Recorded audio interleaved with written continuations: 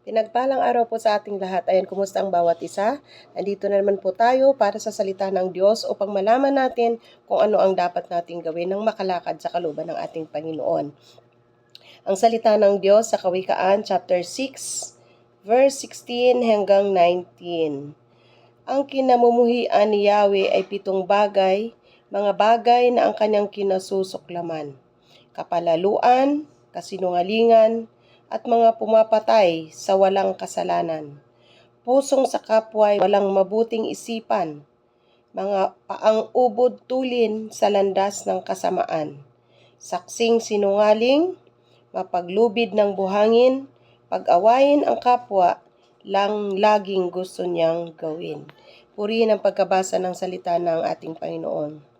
Mga kapatid, malinaw na ang paalala o ang sinasabi ng salita ng Panginoon na namumuhi ang Panginoon, nagagalit ang Panginoon, ayaw ng Panginoon yung mga ganitong pag-uugali na dapat or na ating nagagawa.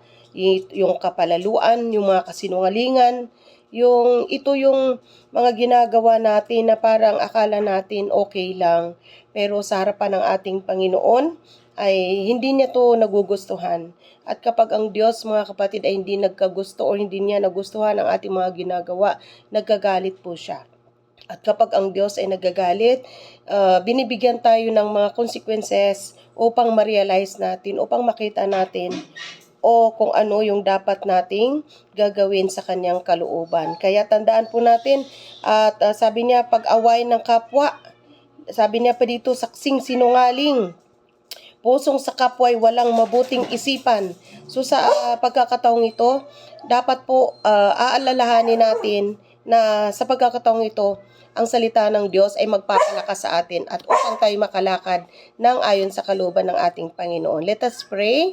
Panginoong Diyos, salamat sa oras na ito. Salamat sa buhay mong salita na nagpapaalala sa amin upang makalakad kami, Panginoon, ng ayon sa iyong kalooban. Pagpalain mo ang bawat tumanggap, bawat nakapakinig.